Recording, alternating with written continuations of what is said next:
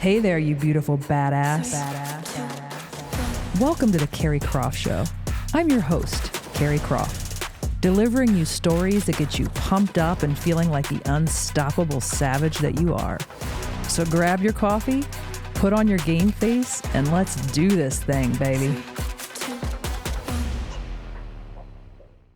1 2 1 2. I mean, yes, as I live and breathe, KRAYZIE Bone in the house. In the building. I mean, I never thought we would make this happen. I know. We've been talking about it for a minute. You came through for me. Oh yeah. You came through for me. So I guess the first question is, this is what I asked because I've only been doing this show for like 15 months, so I'm a little baby. I'm a little infant. Okay. And so I've been reaching out to a couple of my kings, and you were on the top tier. So when do you go from like, who's this crazy lady DMing me to like, all right, like she might be cool to, okay, I'm going to put my ass in the seat. Like how did that go?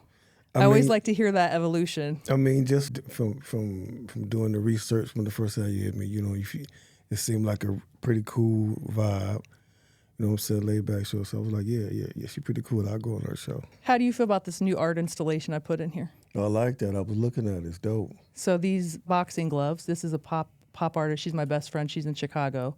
I thought you'd like those. This is season 3. So okay. I needed to freshen up the studio. It's dope. I like it. You approve? I like the touch-ups. I like it. Good. Yeah. So I don't want to spend a ton of time on your health because I'm sure you've talked about this a million times, but when I saw that what had happened, I was like, obviously keeping track of you. Yeah. Everybody was very concerned. How are you actually feeling? I'm good. I'm good. Definitely. Okay, so are you exercising? Clearly you're performing, so that's a positive. Oh yeah, exercising every day. Oh yeah, I'm back at it. I was doing that before it all happened. So you know what I'm saying, and I was I was gaining and everything, and then that happened. Then I went to the hospital, lost a lot of weight after that. But when I got back out, they gave me the clearance to get back in the gym. So yeah, I've been going hard. Yeah, so for people who don't know, you basically went in, you were coughing up blood, went in for a checkup, and you came out 10 days later. You're like, wait, I was just straight up in a coma. Yeah. Like, what? That's like a movie. Man, I knew nothing about it. Like, my people around me had to tell me what happened, and the doctors had to tell me what happened when I woke up. So I was like...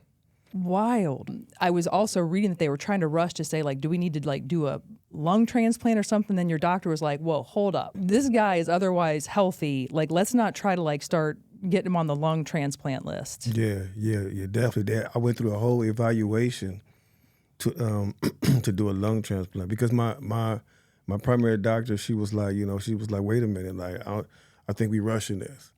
But then she told me, she was like, okay, well, since they're going to keep you there anyway, you should just go ahead and go through the evaluation just to see.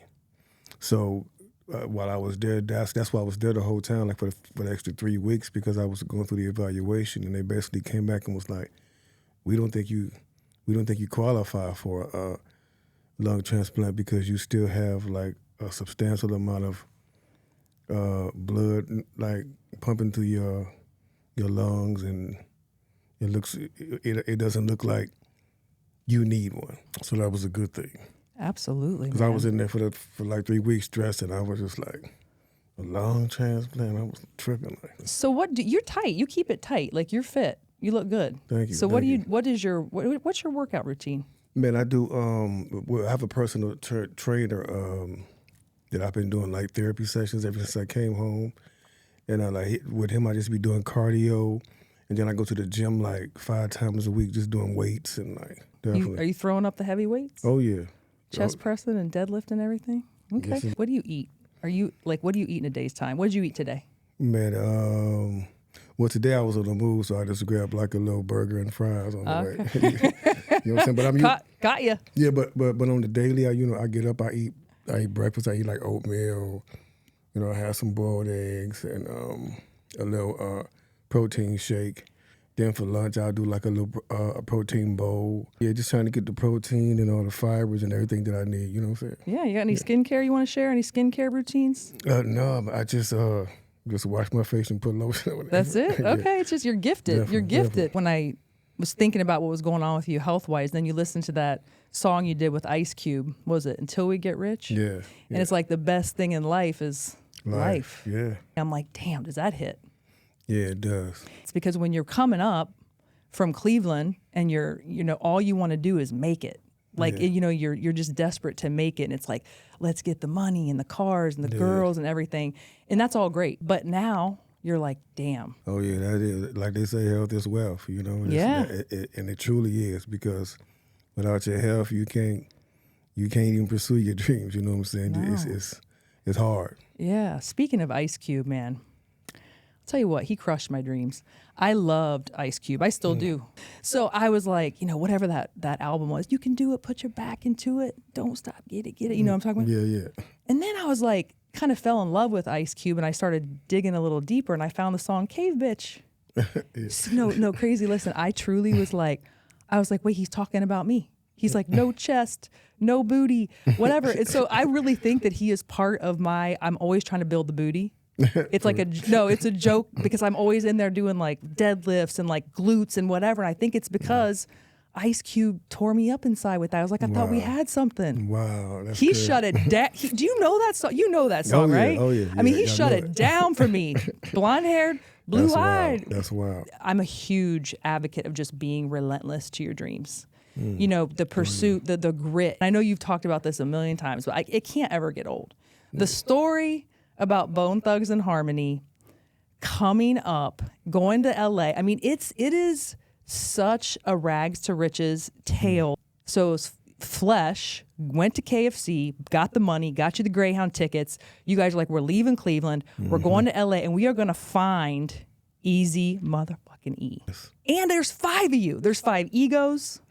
There's testosterone mixing. There's Bizzy. I mean, come on, like the emotional roller coaster, but like that juice that Bizzy brings. So I just want to hear a little bit about when you got those tickets and you were in LA and you're like, now what? Yeah. Man, first of all, I didn't really think we were going to do it. I mean, we had always made plans to do stuff and was like, we're going to do this, we're going to do that, but it never fell through. You know what I'm saying? So when we made this plan to go to LA, I think we got a call from Flesh. He was actually out in LA, and he was like, man, y'all need to come out here. Like, I think if y'all came out here, then we would really find somebody who's serious, who would take y'all serious. So when he put that bug in our ear, we went right to work. We went to hustling. He came back home, got his job back at KFC as the manager. And man, we just hustled until we got enough money to get the tickets. And on the day we said we was leaving, I think it was in December or November, one of those months.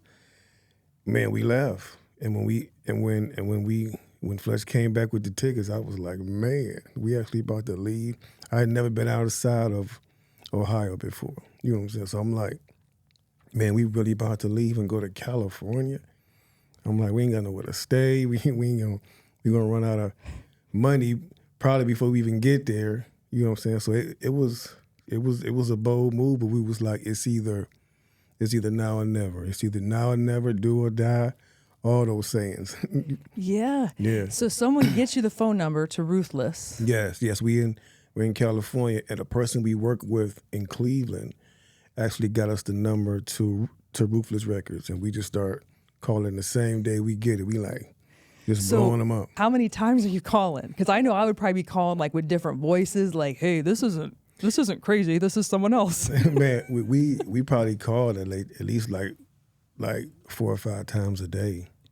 You know what I'm saying? And we kept getting the same person, and she was like, he's not in. I'll leave the message. You were cold calling. Oh, I mean, so do you even remember her name? Oh yeah, Keisha Anderson. We always give her. We always give her shout outs, because if it wasn't for her. No, she was the gatekeeper, and she Right. opened the gate, man. I just want to put myself there when he calls you guys back. And what I love about this story so much is that Bizzy throws you the phone. Yeah. Now, that says a lot, because Bizzy is a showboat. He would be fighting somebody to get that phone, right? But he looked to you. Yeah. And you were you stepped up. You're like, all right, go time. Yeah. He was just he just talked on the phone. He was like, rap. And what did you spit? I spit a verse that we had that we all wrote. We had a song called Flow Motion back in the day. And I spit the verse from there. And then when Easy heard it, he was like, damn. He was like, what's your name again? And we was like, Bone Thugs and Harmony. He was like, where y'all from? I said, and I was like, Cleveland. And he was like, I got a show in Cleveland in 2 weeks. And then he was like, hold on. Then he put me on hold, and then he came back, and I could hear other people in the room. And he was like, say that rap you just said again. And then I said it, and I could hear him in the back like, damn, that's crazy. You know what I'm saying? So I gave Bizzy the phone back, and he told Bizzy, he was like, I'll be in Cleveland in 2 weeks doing the show. But we was in L.A. stranded. We didn't have no more money like to get back to Cleveland, none of that. So then what I literally just found out, which I was like dying, I'm thinking about this. I'm like, oh, like, Lord. So he's like, let me call you back in 2 hours. So now your whole world, I mean, you're like, you know, Eazy-E's getting ready. I mean, I can't even imagine the adrenaline. Yeah. And then the girl you're staying with, she locks the phone and you can't get in and you're hearing that damn phone ringing. All day. All day. We wanted to kick the door down, but we was like, look, we ain't got nowhere to live out here. Did you just see him then in Cleveland? Yeah. And was he like, what's up? You guys never answer my call? He's like, no. So we, the person that gave us the number to his office, he was involved in promoting the show that was in Cleveland. Like, so when we called him, we was like, man, if we get back to Cleveland, can you guarantee us a spot on the opening spot? He's like, yeah, for sure. That's no problem. So we was like, so we had to hustle up money to get back to Cleveland. And when we got back there, we, so we just blended in like we was part of his entourage going to the back. And then Yellow Boy came out and we asked him if we could rap for him. And he was like, yeah, sure, go ahead. And then when we started rapping, the same thing that we said for Easy on the phone, like Easy stuck his head out the door and was like, yo, y'all the dudes I talked to on the phone? And we like, yeah, that's us. And then like we started talking to him. He gave us his number and told us to meet him at his hotel after the show. And that's how we met him. It was crazy. Were you were trying to act cool, but you were shitting your pants? Oh man, I was tripping. Like I was looking at Easy like yo, this is Easy E right here. Like, did he have his sunglasses on? No, he didn't. And was he like everything I read about him? And I was wondering, like, is it because when someone passes, you kind of have a tendency to forget the negative and always think the positive? But I feel like every angle that I read about with him, there was a softness and a true desire to create and to also manifest for other people. Like he could see what other people couldn't see, or what people could see, but he could like make it happen. Oh yeah, he was definitely the visionary for sure. But he was a kind person. Yes. Very, very, had a big heart. Yeah. For sure. So you are literally on the precipice. You guys see the door opening. And then once the door opens, you kick it through. Oh, yeah. And then when did you realize, like, what was a moment where you were like, oh, man, everything's changed? Man, when it's funny because it was like different stages. Like when I remember coming back home, and this before we had made any money, and like people didn't really know us. They just knew our music. So I come home and I'm in Cleveland and I'm sitting at the bus stop, like still catching the bus, and a car ride past, stopped at the light and was like, "We're not against rap." I'm like, "That's my song," but I didn't want to say nothing because I'm like, I'm at the bus stop right now. You know what I'm saying? So it's like, but it was crazy. Like so then like we did a show one time. And the girls were going crazy. Like we had to run to our tour bus. Like they broke the barriers. They was trying to kill us. Like for real, you know what I'm saying? Like so we was like, yo, bro, is this for us? It is, and it was. Oh yeah, it was crazy. So speaking of, we're not against rap. We're not against rappers. I mean, the beginning of that song is like, it still sends just shivers. It's the thong, you know, that little ding ding, the bell part. Mm-hmm. I mean, like all of that, like all the little nuances. But what's so great is, what's the girl's name that's singing there that was meant to sing that part? Shatasha. This girl ends up like walking up out of nowhere, right? Like what happened with her where it was just like, yeah, man, we was at the studio. We was taking a smoke break outside, standing outside, and she walked up and asked us, was the inside of the place we were in a recording studio? And we said, yeah. And she was like, oh, man, I can sing. And then like she started singing, and we was like, man, she dope. So we took her inside the studio. Easy was in there at the board, and he was like, "Who was this?" So he was like, "Man, listen to her sing." So she sang something for Easy, and then he was like, "Okay, go in the booth." And we told her the hook that we wanted her to sing, and she killed it. It sounded nothing how we told her we wanted her to sing it. Like, she took it and just... It was like meant to be. Created the song, like, for real. Like, what's her story today? I talk to her every now and then. Yeah. I talk to her. I think she's in Louisiana, like living in Louisiana, I believe. Now that I know that part of the story, I love her even more. Oh, yeah. There was never another person meant to sing that beginning. No, it wasn't. So you guys have this ride, this meteoric ride. But when did you figure out, okay, there's 5 of us. This is only going to last so long. Okay, what else can I do here to branch out and diversify? Man, I realized it a while ago, like years ago, but I just didn't. I had to. I didn't have the know-how, the knowledge at the time. So I had to put myself around people, you know what I'm saying, that knew how to do what I was trying to do, and just watch them. You know what I'm saying, and ask questions from time to time. But I just watched people, went to different cities and seen how they did it there, and I was like, yeah, because it's always been like a plan for me to come back to Cleveland to really, really like give back, and not just coming back, putting people in the industry and giving people money and stuff like that, but just investing in the community and just, you know what I'm saying, like giving back to a place that shaped us. Now that you mentioned that, we'll take a park for Spread the Love. Spread the Love, yes. What is the why behind that?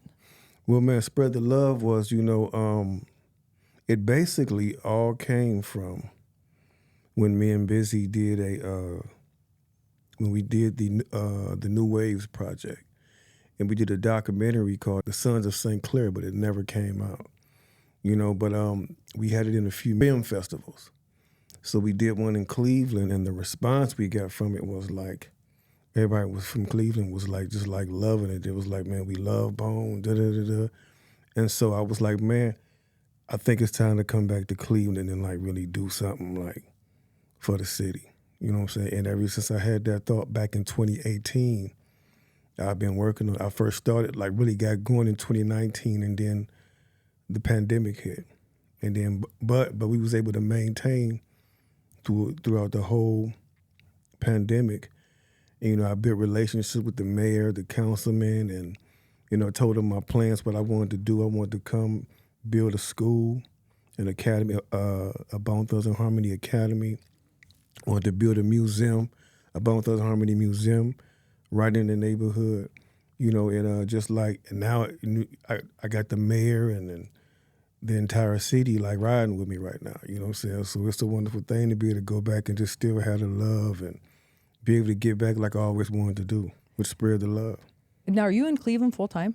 No, I'm back and forth. Okay. Yeah. So but your plan is to be there eventually? Oh, yeah. Full time? Oh, yeah. Now, have you hooked up with LeBron? Yes, indeed. Lit that fire? Yes, you guys indeed. could just Oh, yeah. I'm trying set to the world on fire. Oh, yeah. I'm talking to like a few different people, you know what I'm saying? Because I'm also doing something to where I'm looking to help revitalize the area we came up in, and I'm calling it the Harmony District.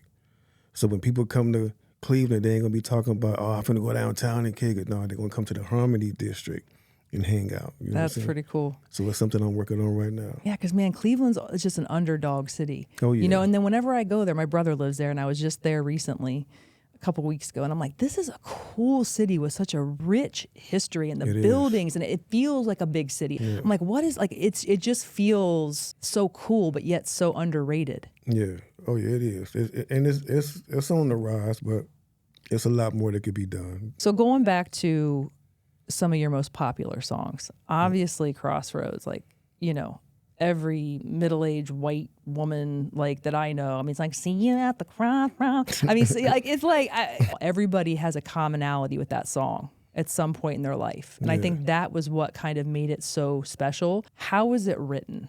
Did you wake up one night and go, okay, dun, dun, dun, dun, dun, dun, and then you give it to Bizzy, then you give it to Lazy, and then you all, and I'm sure it's different for different songs. Yeah. How did the writing process happen? Well, the writing process was, for the first original one, we did this song just to as a memorial for our schoolhood friend. His name was Wally, and like he was, you could pretty much say he was a Bone member. He didn't rap, but he was like with us all the time. Like he had a car. Like whenever we had to get to talent shows, like he made sure we was there. Like when we had to get to the studio, he made sure we didn't miss no studio time. So when he was killed, you know, it hit us pretty hard. So we vowed that when we got on, we would do a song for him. And so when we got on, like, you know, we did the song Crossroads, but it was a totally different version. So we basically just went in there and just like, it was easy to do, like, cause we knew we was gonna do that song for him. So it was more emotional. And I forgot who went in there and laid their parts down, but I think we came up with the hook even before we had the beat. To that, Wally, even though you're gone, you still got love from Bone. You know what I'm saying? Mm-hmm. So after that song had been out for a while, we had started going on the road, and like we started losing a lot of people. You know, like my cousin was killed, my brother-in-law was killed, KRAYZIE Bone lost his unborn child, Wishbone's uncle was killed, and Eazy-E died. So it was like, yo, we need to remix the song Crossroads, because you know, like so many people is dying. So we did the remix, and man, we just all went in and just, I can't tell you who came up with the hook or nothing like that. Because back then it was just like we would just feed off each other. You know what I'm saying? Like because like we was in the studio. That's back when we used to be in the studio together. We would do the hooks together. You know what I'm saying? Like we actually all be in the booth singing the hooks together. So it was like we all fed off each other. Do you think there would be the song that Diddy did, Missing You? Do you think that was highly influenced? It could have been, but you know, like it's another song that was just.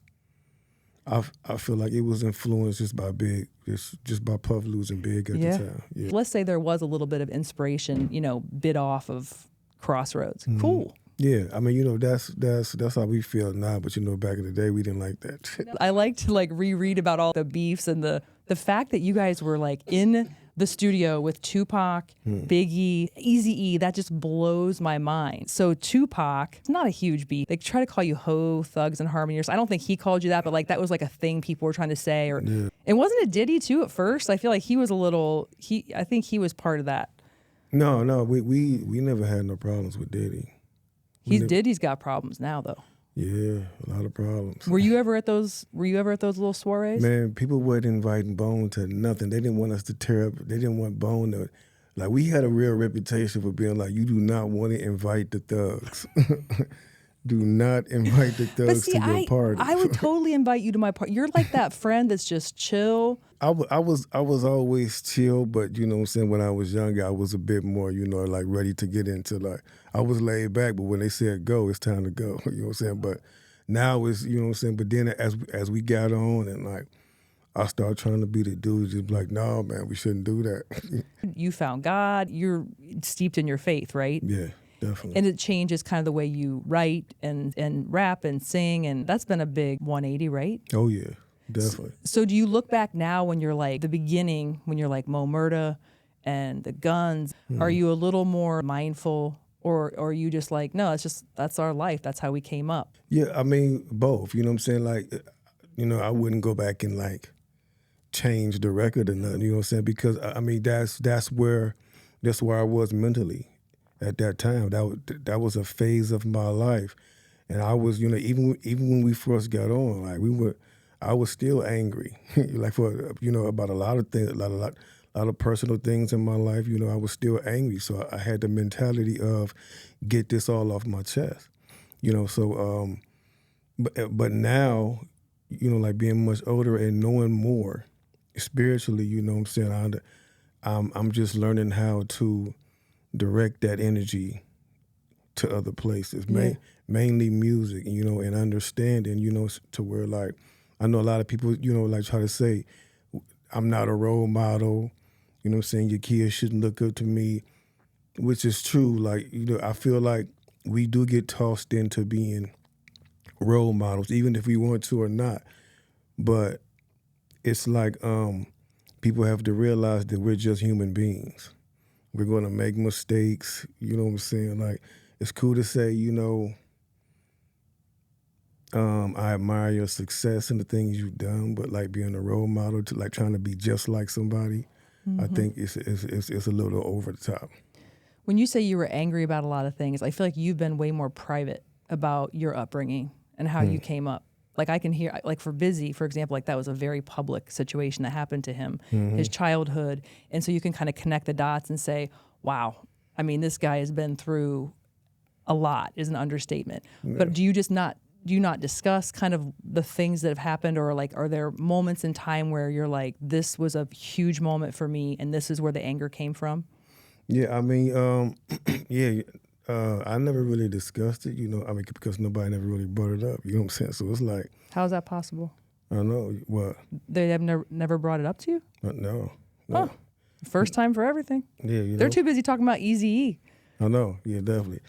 No, but I was, man, I was just upset, you know, so like I said, I had a mad mental state, you know what I'm saying, for one, you know, I came up and, you know what I'm saying, my parents were on drugs, you know what I'm saying, that was rough for me, you know what I'm saying, like just living in a house that had absolutely nothing working, no gas, no lights, no water, no nothing, you know what I'm saying, me having to, you know what I'm saying, like go around the corner to my aunt's house with big jugs just to get water, you know what I'm saying, so it was a lot, like, in my past that had me, like, you know what I'm saying, I was just like, and then but it also helped me to realize when I got into the industry how fake it was.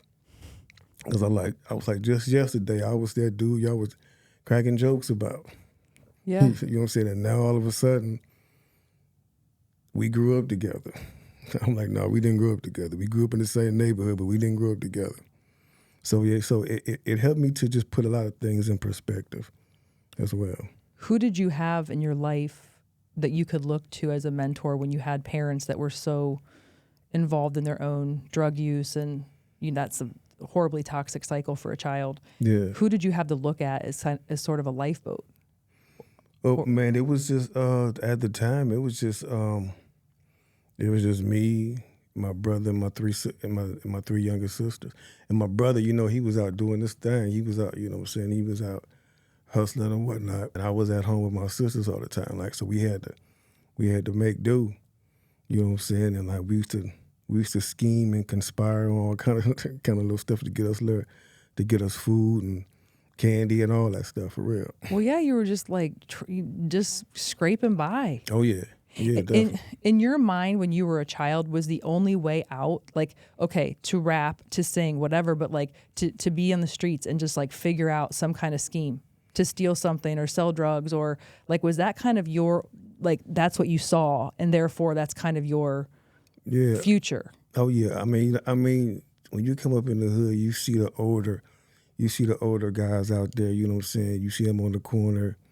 They got nice clothes on. They got new shoes. They put it up in nice cars. And you like, yo, how they get that?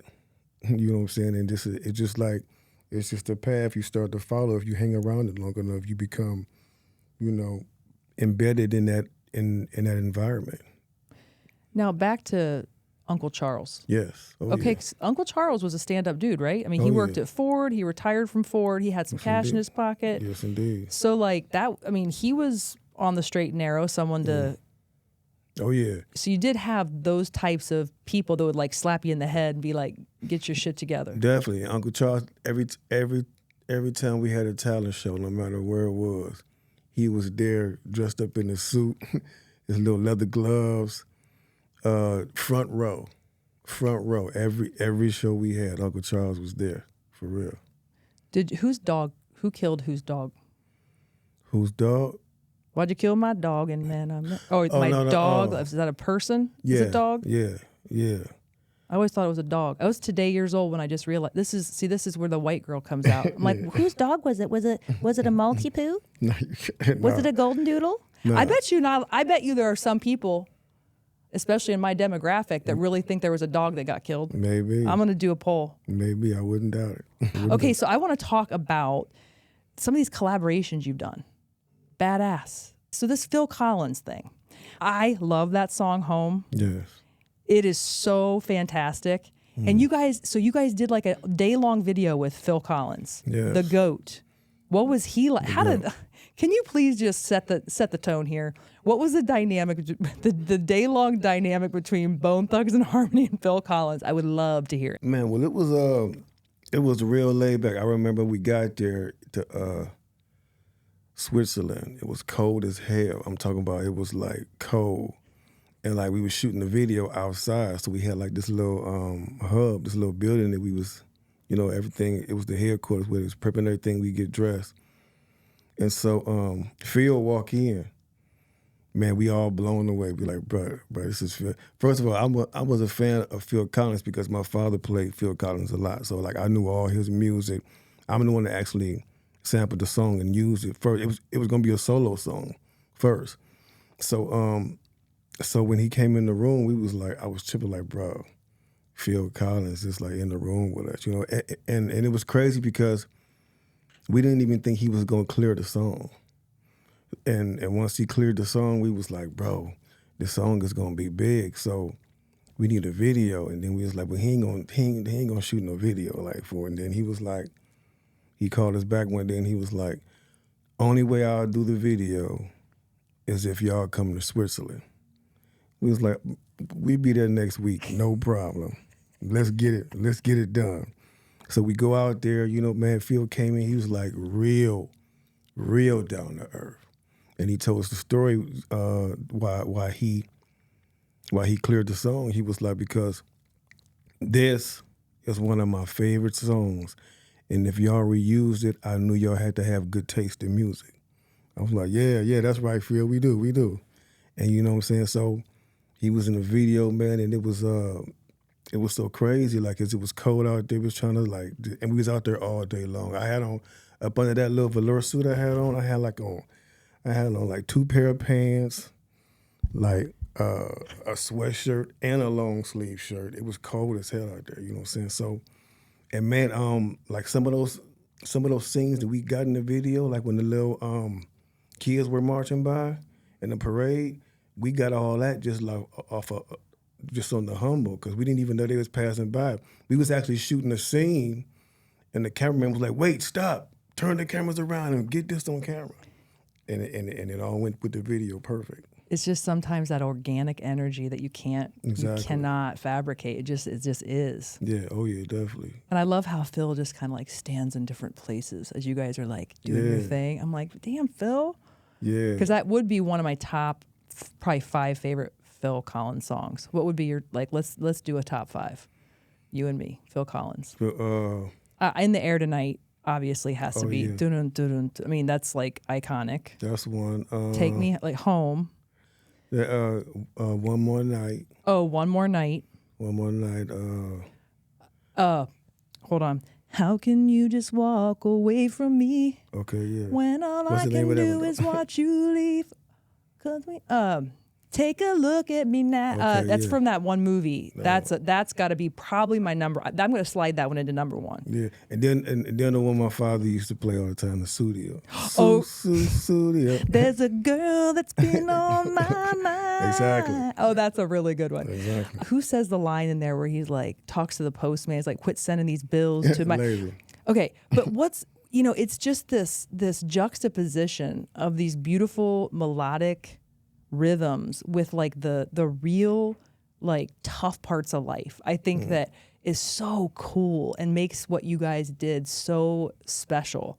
Because you've got this, Phil Collins laying out the track in the background. Yeah. It's all beautiful, and then he comes in talking about like, stop sending me bills, man. You're stressing out my spouse, yo. Yeah. Like it's real life, and it's like life can be painful and it can be beautiful, and I think. I'm going real deep on you now, Crazy. I'm going real deep. Okay, so Phil Collins, we give him a 10 out of 10. Mm-hmm. Let's talk about my girl, Sade. Oh, yeah, wow. Mama been laid off. Yeah. I mean, you were kind of starstruck over her, weren't you? Oh, a little bit. Definitely. That was another one. I was like, they told me it would never get cleared. Like, because they say she's never cleared anything, especially from a rap artist. I was like, let's try it anyway. You're like, she hasn't met KRAYZIE. I said, let's try it anyway. And like, man, she came back, was like, see, what I heard, this is what I heard. I don't know how true it is, but I heard that her husband at the time, I don't know if they're still married, but he was a Bone fan. And he told her, look, you should clear this. You know what I'm saying? Like, and she cleared. Not only did she clear it, she let us use her images from the video, from the original song, and like place her in the video too. So I was like, wow, I got Sade on the song. No, that she's one of my, like, she's up there to me. Yeah. Big time. Oh yeah. Yeah, me too, definitely. And then what about Mariah? Oh yeah, Mariah, that's the homegirl. She is a homegirl. She was saying she had some there was a lot of smoke in the room, so she was a little bit off that day with her voice. That's what I read. Oh yeah. Excuses are like assholes, Mariah. I don't know who smoked that was. So you don't smoke weed anymore? No, I don't smoke. You're all on the clean. You don't drink nothing? Oh yeah, I drink. You drink? What's your drink of choice? Oh, man, I drink whatever they got. Whatever they got. If you could have whatever you wanted. Well, lately I've been just trying like different tequilas, you know, like Don Julio. Like, you know, I really don't like Patron. That's to me that's the worst one. But you know, I drink like Hennessy. I drink whiskey. I drink Remy Martin.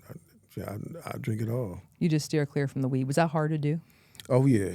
At first, it was. So what was what made you want to stop? Just was it your physical, like lungs, or was it just like you were getting into trouble? Is this around the time that you accidentally shot? Was it Lazy? No, Wish. Wish. Oh yeah, no. Because weed doesn't really make you. Weed just makes you like chill, right? Yeah, no, that was alcohol that did that. Yeah, because alcohol is usually the one where you just do dumb shit. Yeah, definitely. The weed, you know what I'm saying? You be laid back, but no, I actually been like having smoked weed like for a few years now because one, because of my health, you know what I'm saying? Like the doctor was like, you know, she was like, your smoking didn't cause this, but it can make it worse. You know what I'm saying? But at first I kept testing it. I was like, man, you know, I don't know what she's talking about. You know what I'm saying? So it took me a minute to like actually quit, but when I did, I could say I feel much better. Well, I'm sure. Oh yeah. Much clearer in in thought until you get into that tequila bottle. Yeah, you know, then get a little blurry. Was that the scariest thing that ever happened to you when you accidentally did that? What? When you accidentally shot him in the leg? Like to date, is that the scariest thing in your life? Oh yeah, because the police told me he died. Yeah. I didn't read that anywhere. Yes, because the popo, because we had a story. You know what I'm saying? We had our little story concocted. We was like, you know, look, somebody tried to rob us. They shot you. Damn. But they didn't. But they wasn't buying the story. They was like, no, we know what happened. You shot him by accident. Just tell the truth. Your friend died, by the way. My heart dropped. I was in the back of the car like, oh my God, what? And they never told me they were just that he didn't die. I was in jail for 2 days, 2 or 3 days, thinking he died until I talked to Lazy and Bizzy. You've got to be kidding me. Yeah, no. They was like, no, he ain't dead. He in the hospital. We just left the hospital. You were in there for 48 hours thinking you killed him? Yeah. I never read that anywhere. That is bonkers. And that cop was he really thought he was dead, or did he was effing with you? No, just trying to get me to talk. Like, that is a dick move. Yeah. Popo. But I was sticking to my story. Unbelievable. That's crazy to me. Okay, so we got sidetracked, but back on to the collaborations, and we can't go through all of them, but the Chameleonaire. Oh yeah. You got a little Grammy for that, didn't you? A little Grammy? Man, for a song that I thought was never going to see the light of day. I was like, you know, the homies that produced it, Playing Skills, they asked me to do a favor, and I was like, cool. I did the song, wasn't even expecting to get paid from it or nothing. And just, you know what I'm saying? Then I started getting calls like, yo, man, this song is gaining traction here in Houston. Then we might need you for a video. And then I get another call, how much you want for the song? You know what I'm saying? I'm like, what? And then, you know, then they like, yo, he nominated for a Grammy. I'm like, what? And it was crazy. And then up until we won the Grammy, I was like, wow. I never really took songs for granted since then. For real. No. So this may answer my question, but if you had to pick, just not success-wise or the Grammy or whatever, but your favorite, like artistically, your favorite collaboration, like you love the way it turned out, if you had to pick one and run with it. I would say, I always say to Phil Collins, because it's something nobody was expecting. You know what I'm saying? I mean, you could guess a Tupac and maybe Biggie, even Mariah, but Phil Collins, like, you know what I'm saying? It was that was out of left field. Yeah. Now, which one was like you thought was going to be something that didn't quite hit the way you, like if you needed to leave one on the floor, on the cutting room floor? I would have to say the Sade. Really? Yeah, because it should have been bigger, but you know what I'm saying? But on that album, that's when Loud Records was, I think they were going under at the time. You know what I'm saying? And I really didn't get a chance to promote that Thug on the Line album like I really wanted to. So when you were coming up, before, like, you had the BandAid Boys, which I think that I laugh whenever I hear that. Like, before Bone Thugs, like, let's call it the BandAid Boys. Who were so you were listening to, like, Run DMC, LL Cool J. Were you listening to, like, is it Fushnikins? Were they pre you? Oh, yeah. Because, like, when I think about, you know, the way you guys rap and, like, the speed of it, I'm trying to, like, figure out who your inspiration was for, like, the kind of the tongue twisting quickness. Like, you have your own style. You definitely, like, set the scene. But, like, who were you listening to that kind of, like, then baked it in for you? Because, I mean, Fushnikins, Ring the Alarm. Ring the Alarm. And that's super fast and tight. Yeah. Big Daddy Kane, for me, you know, I was actually locked up in the county jail at the time, and I was watching BET Rap City.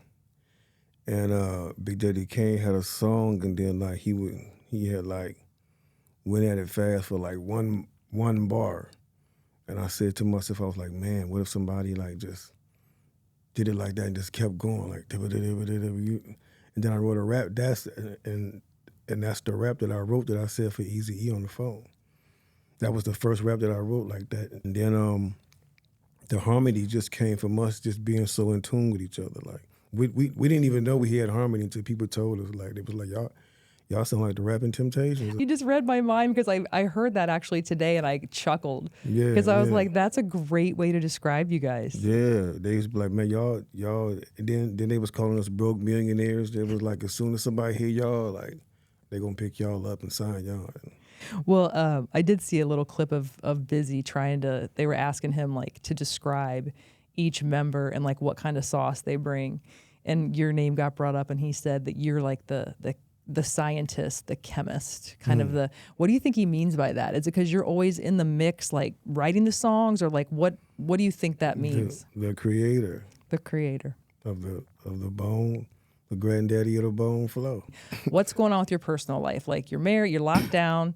You've got how many kids? Yeah, I got 6 girls and 4 boys. Can you name them all in 10 seconds or less? All their names. Yeah, Tira, Destiny, Melody, Malaysia, Diasia, Imani, LaRon, Nathan, Anthony, Tony. You got a crew, man. Yeah, oh yeah, I'm putting them all to work too. Joe Jackson. Good. You should. Joe Jackson. Better believe it. So, does your wife keep you in check? I'm in check. Who wears the pants and who, like, runs the show? Is it equal? Is she more like, all right, Crazy, we're gonna do this? Like, is she the CEO of the household? Oh yeah, it's equal. Yeah. She do run the house though. You know what I'm saying? That's. Does she run your schedule? No. Okay, you have somebody else to do that. Yeah. Speaking of Joe Jackson, so I know that Michael Jackson was one of your, like, biggest influences in the beginning.